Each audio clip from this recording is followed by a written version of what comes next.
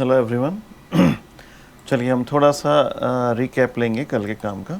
कल थोड़ा सा मुझे कन्फ्यूजन सा लगा था लास्ट में, क्योंकि एक तो मुझे बुखार था, इसलिए मैं ज़्यादा सही से नहीं देख पा रहा था। तो चलिए देखिए कि अभी भी कुछ हो रहा है।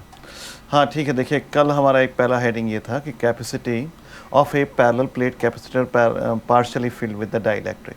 तो खैर ये सब सही लिखा हुआ है, बस में एक ही प्रॉब्लम थी, इलेक्ट्रिक फ्लक्स बराबर 1/ε0 होना है। वो एप्सिलॉन हुआ हुआ है यहाँ पे, तो आप एप्सिलॉन 0 कर लें हर जगह पे, बस इतनी सी बात है। Total charge inside the Gaussian surface वो मैंने आपको कल बता दिया था, और आप इसमें हर जगह पे एप्सिलॉन 0 करें, मैंने जैसे ही बना दिया ये सब पहले आर्टिकल में। फिर दूसरा था dielectric and the Gauss's law, इसमें भी कुछ सही काम हुआ हुआ है, यहाँ से ठीक है, यहाँ छूट गया है, इनका कहीं कहीं छूट गया है, वो मैंने कल देखा नहीं था ध्यान से। तो 1/ε0 और यहाँ पे 1/ε0 इंटू चार्ज इनसाइड द ये GS जो लिखा है, मैंने कल भी कहा था गॉसियन सरफेस के लिए। बाकी सब ऐसे चलता रहेगा। ये सब सही है, यहाँ पे भी सही है, ये सब सही है। देखिए यहाँ पे जो इन्होंने घपला किया, यहाँ पे 1/ε0 आएगा, और यहाँ पे भी बस ये के लेफ्ट में ले गए हैं, तो इस तरीके से लिखा जा सकता है KE.ds बराबर Q/ε0। एक बार ये एग्ज़ाम में पूछ लिया गया था, इसको आप ध्यान से कर लेंगे। फिर आता है capacity of the parallel plate capacitor when completely filled with the dielectric. शायद कल के लास्ट वीडियो हम यहीं तक पहुंच पाए थे लेक्चर में, अब इसको सुन लीजिए। Here we have to apply Gauss's law to a parallel plate capacitor filled with the dielectric of dielectric constant K. Figure 1 shows a parallel plate capacitor without dielectric। पहले तो वही सारी बातें हैं कि प्लस Q चार्ज आपने उस पर दिखाया जब उस पर कुछ भी अंदर भरा हुआ नहीं है। तो एक प्लेट ऊपर बनाइएगा ऐसे करके, और एक प्लेट नीचे बना देना, ऊपर पॉजिटिव चार्ज नीचे नेगेटिव चार्ज, और ऊपर डॉट डॉट करके ये गॉसियन सरफेस बन जाएगी, और इसके अंदर चार्ज प्लस Q होगा। और E ये तो आता ही है आपको, हर बार ही लिख रहे हैं, यहाँ पे एप्सिलॉन 0 फिर नहीं लगाया है और यहाँ लगा दिया है, ठीक है। तो बस ये E0 इतना आ जाएगा। अब आप इसको पूरी तरीके से भर दीजिए, ये डाइलेक्ट्रिक इसके अंदर भर दिया गया है, यह आएगा। और यहाँ पे जो चार्जेस हैं वो आपको पता है क्या होंगे, कि ये यहाँ पे Q डैश होगा, नेगेटिव चार्ज। तो टोटल चार्ज जो हो गया Q माइनस Q डैश होगा। ये हम पिछले 2 बार हम कर चुके हैं, तो इसलिए ज़्यादा ध्यान नहीं दे रहा हूँ मैं, आप सही से लिख लीजिएगा। पहले भी मैं इसको पढ़ाते में जगह यहाँ पे छुड़वा देता था बच्चों की, इन्होंने बाद में फिल करा होगा। तो बस वही सब लिखा है, सही है बिल्कुल। यहाँ आते आते इन्होंने फिर झमेला करा है। बच्चों को कोई डर ही नहीं होता लिखते टाइम। जब भी तो आपसे भी कहता हूँ भाई ध्यान दीजिए, बातें मत करिए आपस में, जो मैं बोल रहा हूँ उसको ध्यान दीजिए। E.ds कितना हो जाएगा, E.ds इंटू cos 0, क्योंकि दिशा दोनों की एक ही है। ये E है जब डाइलेक्ट्रिक फिल हो गया है तब की इलेक्ट्रिक फील्ड E है, जब नहीं होता है खाली है तो E0 बनाते हैं, ठीक है। बस मैं आप वैल्यूज़ को फिट करा, माइनस Q डैश डिफाइन कर दिया बाद में, तो यह आ गया है। अब हियर द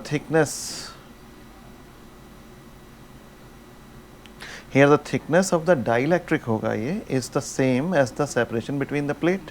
तो दैट इज़ सो V बराबर E इंटू dt, E की वैल्यू ये है, और E इंटू d वही है जो वो होगा। Here the thickness of the dielectric, यहाँ पे डाइलेक्ट्रिक आएगा, लिख लीजिएगा आप डाइलेक्ट्रिक। हेयर द मतलब पूरा कंप्लीटली फिल्ड है ना, तो पूरा एक से ही आएगा। तो बस रिक्वायर्ड मतलब उससे पहले क्या होता था कि D प्लेटों के बीच की दूरी थी, T थिकनेस थी, तो बीच की जगह D माइनस T बचती थी। हाँ ऐसा कुछ नहीं।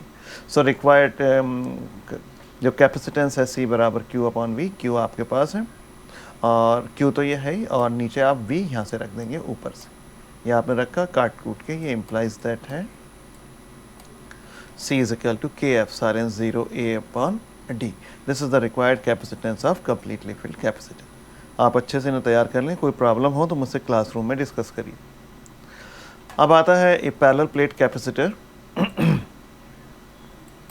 ठीक, a parallel plate capacitor is filled with the 2 dielectric of same dimension but different dielectric constant. ये डाइलेक्ट्रिक कांस्टेंट इसका K1 है, इसका K2 है, और respectively as shown in the figure. तो आप in the figure calculate the capacitance।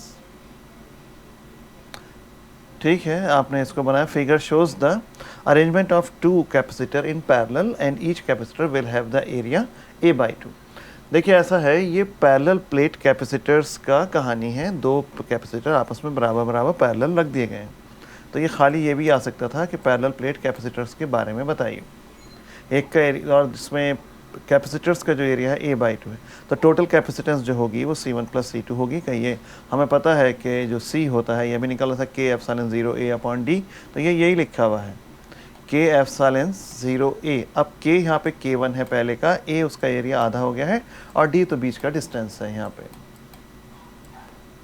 ये distance जो है वो D है।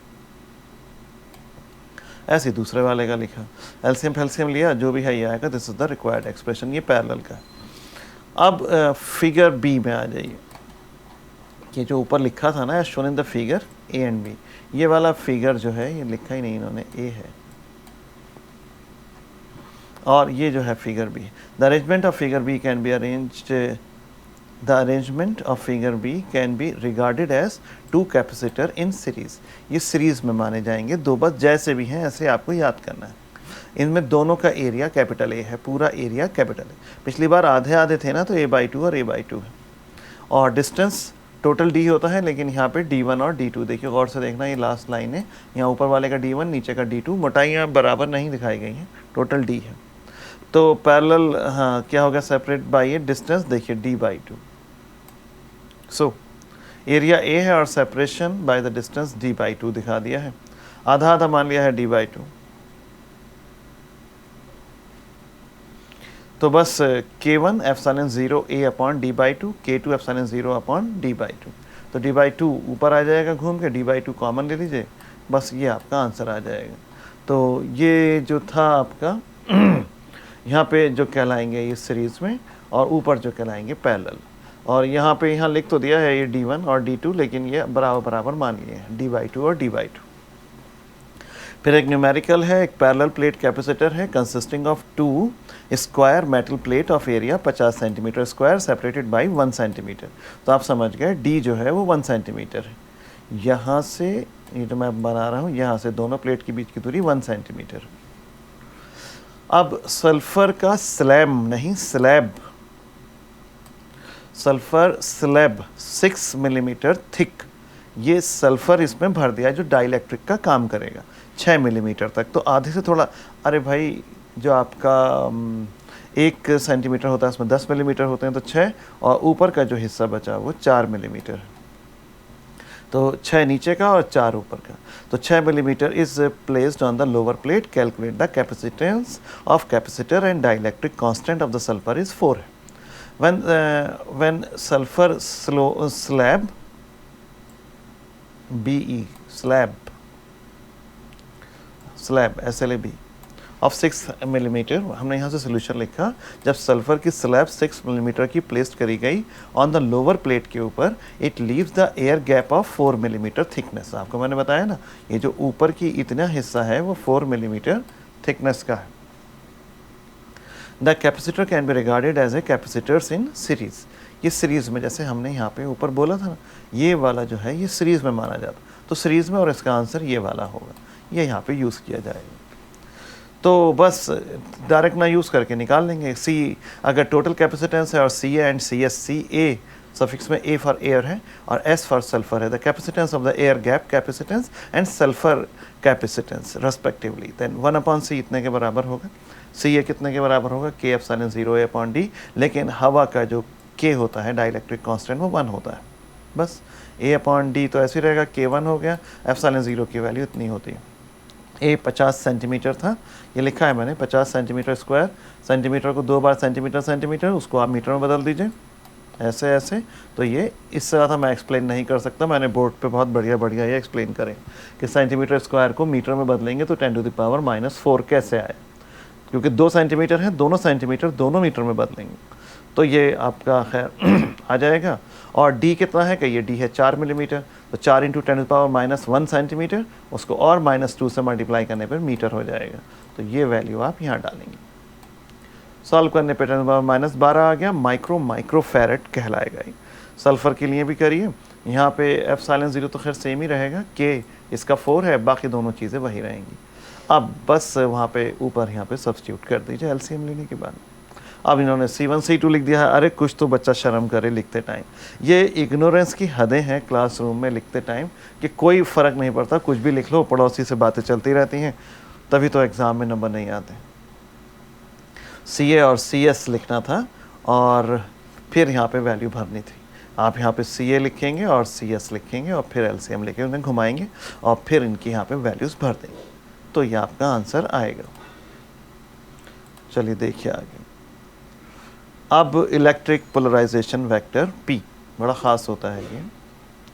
कहता है polarisation P is defined as the induce surface charge per unit area that is surface density of the bounded charge in the dielectric. मतलब polarisation P कैसे defined होगा? Induce surface charge per unit area. अरे बस किसी dielectric को जब electric field में रखेंगे तो उसके सरफेस पे कितना चार्ज जमा हो जाएगा पर यूनिट एरिया। तो चार्ज कितना जमा होता है? Q dash.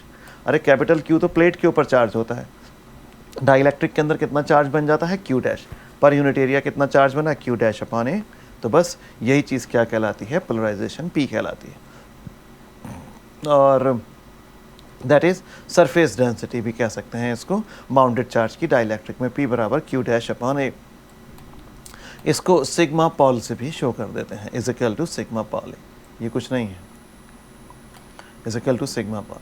कहता है the induce charge Q dash appears when dielectric is polarised. तो पता ही है आपको Q डैश तभी बनता है जब वो पोलराइज्ड होता है, मतलब जब इलेक्ट्रिक फील्ड में रखते हैं। If D is the thickness of the dielectric slab then equation 1 can be written as. Equation 1 में कुछ नहीं करा, ऊपर नीचे D से मल्टीप्लाई कर दिया, Q dash D upon AD। Product Q dash D ये क्या हो गया? ये तो इंड्यूस्ड इलेक्ट्रिक DM। हाँ क्या मोमेंट? Dipole moment. तो भाई आपको डाइपोल मोमेंट कल ही बताया था, चार्ज मल्टीप्लाइड बाय बीच की दूरी, तो ये हो गया डाइपोल मोमेंट। और AD क्या हो गया? एरिया इनटू बीच की दूरी प्लेट्स की। अरे तो वॉल्यूम हो गया यार।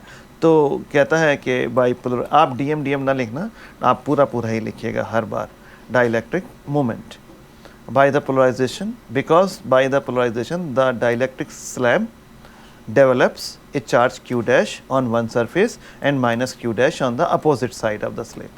Hence dipole of dipole moment Q dash D। तो ये dipole moment को डिफाइन करा गया, क्योंकि डाइपोल के एक प्लेट पे Q चार्ज आ जाएगा, प्लेट पे कह रहा हूँ डाइपोल के एक साइड पे Q चार्ज, दूसरी साइड पे माइनस Q डैश चार्ज, दूसरे पे माइनस Q डैश चार्ज। तो जब प्लस माइनस चार्ज दोनों तरफ मौजूद होगा, बीच की दूरी D है, तो Q डैश D ही डाइपोल मोमेंट होता है। अच्छा, और हियर द प्रोडक्ट AD ये वॉल्यूम हो गया ऑफ द स्लैब। B आएगा यार, स्लैब। अरे स्लैब जैसे घर में स्लैब डल जाता है, कहते हैं भाई स्लैब डलवा दीजिए, उस पर सामान रख देंगे, मचान जिसे कहेंगे slab. Therefore we can write P बराबर इंड्यूस्ड डाइपोल मोमेंट, ऊपर ये जो है इंड्यूस्ड डाइपोल मोमेंट हो गया और नीचे वॉल्यूम हो गया। So polarisation P is defined as the induced dipole moment per unit volume. ये ऐसे भी डिफाइन, पहले बोला था जितना चार्ज पर यूनिट एरिया आ रहा है, फिर बोला जितना dipole moment per unit volume बनना है। ये सब पोलराइजेशन को डिफाइन करता है। Since electric dipole moment is a vector quantity, so electric polarization is also a vector, hence its magnitude is P। P तो magnitude होता है, लेकिन ये क्या होती है? वेक्टर क्वांटिटी होती है। तो आपने P इसको कैप लगा के ऐसे लिख दिया। Thus magnitude P is the polarization charge per unit area on the surface, that is surface density। surface density बोला जाता था भाई, डेंसिटी जो होती है वो चार्ज पर यूनिट वॉल्यूम होता है, लेकिन यहाँ पे चार्ज पर यूनिट एरिया है तो सरफेस डेंसिटी होगी, that is surface density of charge sigma pol, sigma और पोलराइजेशन नीचे सफिक्स में, appearing at the right angles to the direction of applied field. ये एकदम उसके परपेंडिकुलर दिशा में होती है। Sigma pol Q dash upon A upon यही P होती है। Equation 5 can be generalised by considering the case when dielectric surface is not perpendicular to P।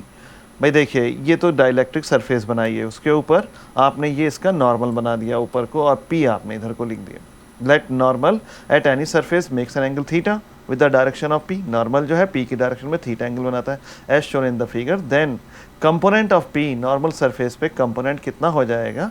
P का कंपोनेंट इस P का n की तरफ को P डॉट n होगा, इसे P कॉस थीटा कहते हैं। अरे यार P डॉट n आप कैसे लिखेंगे? आप इस पे ये P डॉट एन कैपिटल बनाइए, स्मॉल बनाइए, वेक्टर लगे हुए हैं दोनों पे, इस पे वेक्टर है और ये, तो ये कितना होगा मॉड ऑफ P, तो खाली P रह गया, मॉड ऑफ n वो तो 1 हो गया और बीच का एंगल cos थीटा। तो P का कंपोनेंट जब तोड़ता तो P cos थीटा ही तो होता, तो P cos थीटा को ही मैं क्या लिख सकता हूँ P डॉट एन, तो sigma pol P dot n होता है। इसकी दिशा हमेशा डाइलेक्ट्रिक के सरफेस के परपेंडिकुलर होती है। अगर थीटा एंगल मौजूद है तो P डॉट एन लिखते हैं, अगर एंगल 0 होगा तो ये सीधे सीधे P डॉट एन, P का मतलब P n बन जाएगा उस टाइम पे, और अगर एंगल है तो P डॉट एन, तो P डॉट एन से ही दिखाइए, अगर cos थीटा है तो वो जाग जाएगा P n cos थीटा, और थीटा 0 है तो cos 0 आपका 1 हो जाएगा।